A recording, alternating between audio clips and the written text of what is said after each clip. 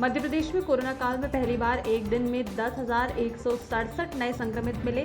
53 मरीजों की मौत हो गई। शहरों में बेड के लिए मरीज भटक रहे हैं। ऑक्सीजन के लिए मारामारी मची हुई है। शमशानों में अंतिम संस्कार के लिए वेटिंग लगी हुई है। इंदौर में आधिकारिक तौर पर 6 मौतें दर्ज की गई तो भोपाल में उससे ज्यादा 8। गुरुवार को मुख्यमंत्री शिवराज सिंह चौहान के बेटे कार्तिकेय भी संक्रमित हो गए। उन्होंने सोशल मीडिया पर यह जानकारी दी। मुख्यमंत्री शिवराज ने भी सुबह अपना कोविड टेस्ट कराया। एंटीजन टेस्ट नेगेटिव है। RT-PCR रिपोर्ट आना बाकी है। इंदौर में भाजपा MLA मालिनी गौड़ की सास, बेटे, बहू के साथ 2 साल की पोती भी पॉजिटिव आई है।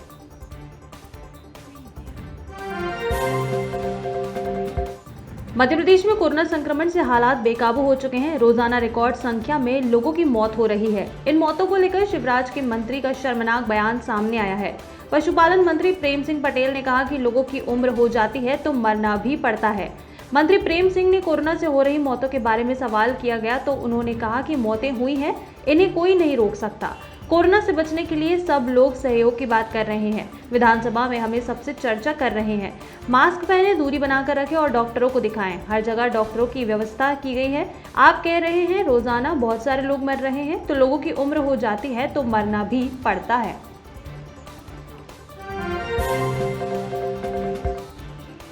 दमोह विधानसभा 55 के उपचुनाव के दौरान चुनावी सभाओं व रैलियों में कोरोना संक्रमण की रोकथाम की गाइडलाइन खुलेआम धज्जियां उड़ाई जा रही हैं। नतीजा, अब कोरोना की चपेट में पार्टियों के नेता आने लगे हैं। गुरुवार को कांग्रेस प्रत्याशी अजय टंडन के कोरोना संक्रमित होने की पुष्टि हुई है। उनकी बेटी रूपाली टंडन ने मीडिया से बात करते हुए इस बात की जानकारी दी है। पॉजिटिव आने के बाद प्रत्याशी टंडन ने खुद को होम आइसोलेट कर लिया है।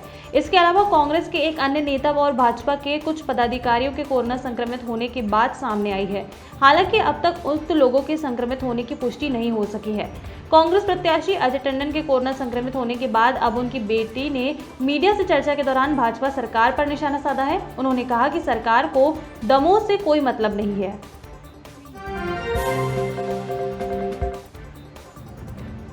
मध्य प्रदेश में मौसम में लगातार बदलाव हो रहा है। राजधानी समेत इंदौर, उज्जैन, जबलपुर, होशंगाबाद संभाग के जिले में मौसम विभाग ने अगले 24 घंटों में तेज हवा चलने के साथ ही बारिश होने की संभावनाएं बताई हैं।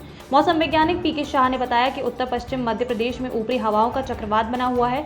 इसमें नमी आने से बादल बने रहे हैं, जिससे भोपाल, इंदौर, उज्जैन, जबलपुर, होशंगाबाद संभाग के जिलों में बादल छाने के साथ हवा चलने और हल्की बारिश हो सकती है। शाह ने बताया कि उत्तर पश्चिम मध्य प्रदेश में बना सिस्टम देर रात तक खत्म हो सकता है। इसके बाद अगले 5 दिन तक प्रदेश में मौसम साफ रहेगा और तापमान में धीरे धीरे बढ़ोतरी होगी। प्रदेश में कोरोना संक्रमित मरीजों के इलाज में हो रही लापरवाही को मध्य प्रदेश हाईकोर्ट ने संज्ञान में लिया है। राज्यसभा सांसद विवेक तन्खा ने चीफ जस्टिस को पत्र लिखकर हस्तक्षेप की गुहार लगाई थी। चीफ जस्टिस ने इस पत्र को जनहित याचिका के तौर पर लेते हुए गुरुवार सुबह 11 बजे से सुनवाई शुरू कर दी है।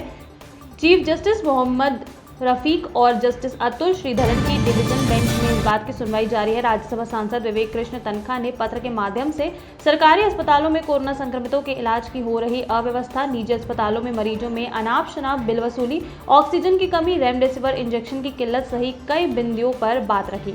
वहीं सजन एक आशा संस्थान ने इसी मामले में जनहित याचिका लगाई थी। सुनवाई के दौरान खुद सांसद विवेक तन्खा और वरिष्ठ अधिवक्ता शशांक शेखर पक्ष रख रहे हैं।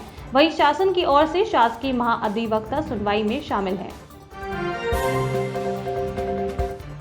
रेमडेसिविर इंजेक्शन की कमी के बीच गुरुवार को एक राहत भरी खबर सामने आई। रेमडेसिविर इंजेक्शन के 200 बॉक्स लेकर नागपुर से एक ट्रक इंदौर एयरपोर्ट पहुंचा। इस प्रकार 9,600 रेमडेसिविर इंजेक्शन की खेप पहुंची है। इंदौर के लिए 57 बॉक्स छोड़कर यहां से इन्हें स्टेट प्लान और हेलीकॉप्टर से प्रदेश के मेडिकल कॉलेजों में भेजा जा रहा है। इस दौरान एयरपोर्ट पर व्यवस्था के लिए SDM अजय देव शर्मा प्रशासन के अन्य अधिकारियों के साथ मौजूद थे। बताया जा रहा है कि हर बॉक्स में करीब 48 इंजेक्शन है। इस हिसाब से 2700 से ज्यादा इंजेक्शन इंदौर के लिए रखे गए हैं। मध्य प्रदेश के मुख्यमंत्री शिवराज सिंह चौहान के लिए अब उन्हीं के पार्टी के नेता गड्ढा खोदने का काम कर रहे हैं। शिवराज सिंह चौहान को अब उनके ही विधायकों ने घेरना शुरू कर दिया है और ये विधायक हैं नारायण त्रिपाठी। जी हां, नारायण त्रिपाठी ने अब एक बार फिर पार्टी के विरुद्ध काम करना शुरू कर दिया है, जिसके चलते मध्य प्रदेश से अलग एक नया प्रदेश बनाया जा सकता है। दरअसल ये पूरा मामला है मध्य प्रदेश से अलग विंध्य प्रदेश बनाने का। विंध्य को अलग राज्य का दर्जा दिलाने के लिए नारायण त्रिपाठी ने नए झंडे का लोकार्पण भी किया है। सिर्फ इतना ही नहीं, नारायण त्रिपाठी ने ये दावा भी किया है कि साल 2023 से 2024 तक विंध्य मध्य प्रदेश से अलग एक राज्य बनेगा। आपको बता दें कि विंध्य को मध्य प्रदेश से अलग एक राज्य बनाने की मांग काफी पहले से की जा रही है। वहीं विंध्य को लेकर नारायण त्रिपाठी का कहना है कि प्रदेश वर्षों से पिछड़ा हुआ है और जनता प्रताड़ित है। वहीं अब विंध्य के जन भावना को स्वीकार करना ही होगा।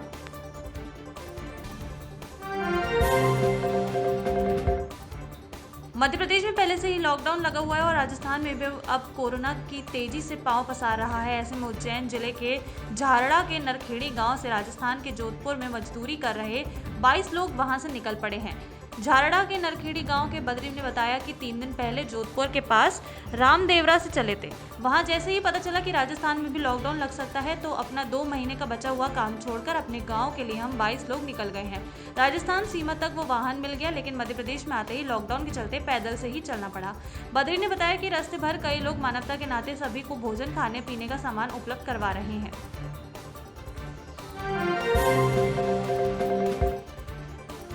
सतना रेलवे स्टेशन की जीआरपी चौकी पुलिस ने मुंबई से आए व्यापारी के बैग से 55 लाख का सोना, 5.32 लाख नगद व चांदी के गुलदस्ते बरामद किए हैं। जीआरपी सूत्रों का कहना है कि लंबे समय बाद रेलवे पुलिस को मुंबई का कारोबारी मिला है जो बीती शाम मुंबई जाने वाली ट्रेन में चढ़ने की फिराक में था, जिसके बैग को देखते हुए पुलिस की नजर पड़ी और चौकी ले जाया गया। जहां चौकी प्रभारी अरविंद साहू ने जांच की तो सोना, चांदी और नगद रुपए निकले। पूछताछ में कारोबारी ने रेलवे पुलिस को कोई वैध दस्तावेज नहीं दिखाए। ऐसे में आयकर विभाग को सूचना दी गई है।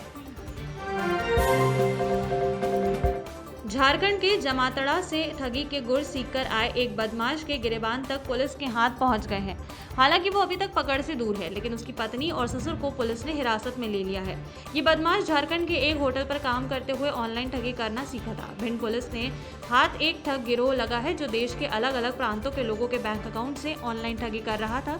इस ठग गिरोह ने भिंड जिले में भी कई लोगों को झांसे मिलाकर बैंक अकाउंट से लाखों रुपए मार किए हैं। पीड़ितों की शिकायत पर पुलिस ने जब पड़ताल की तो कई चौंकाने वाले किस्से सामने आए। बदमाशों ने ठगी कारोबार में अपने ससुर, पत्नी, सास और साले के बैंक अकाउंट में पैसा ट्रांसफर किए। भिंड पुलिस ने इसी आधार पर ससुर और पत्नी को दबोच लिया है। पुलिस को मुख्य आरोपी की तलाश है। इस मामले का खुलासा जल्द ही भिंड पुलिस सबूतों के साथ करने जा रही है। मुख्यमंत्री शिवराज सिंह चौहान ने कोरोना के हालातों को लेकर प्रधानमंत्री नरेंद्र मोदी से बात की। मुख्यमंत्री ने कहा कि 12 अप्रैल प्रदेश में 266 टन ऑक्सीजन उपलब्ध रही है, जबकि 8 अप्रैल को 130 टन ऑक्सीजन की आपूर्ति हुई थी। यानी 4 दिन में 147 टन ऑक्सीजन की मांग बढ़ गई है। आने वाले समय में इसकी मांग और बढ़ सकती है। उन्होंने कहा कि वो लगातार केंद्र सरकार के संपर्क में है। प्रधानमंत्री नरेंद्र मोदी के अलावा गृह मंत्री अमित शाह, उद्योग मंत्री पीयूष गोयल और पेट्रोलियम मंत्री धर्मेंद्र प्रधान से बात की जा रही है ताकि ऑक्सीजन की उपलब्धता बनी रहेगी। इसी तरह प्रदेश में रेमडेसिविर इंजेक्शन को लेकर मुख्यमंत्री ने कहा कि 31,000 इंजेक्शन अस्पतालों को भेजे जा चुके हैं। 16 अप्रैल तक 10,000 डोज और मिल जाएंगे। इसकी मॉनिटरिंग राज्य स्तर पर की जा रही है। सोमवार को इंजेक्शन के 5,000 डोज इंदौर भेजे जा चुके हैं।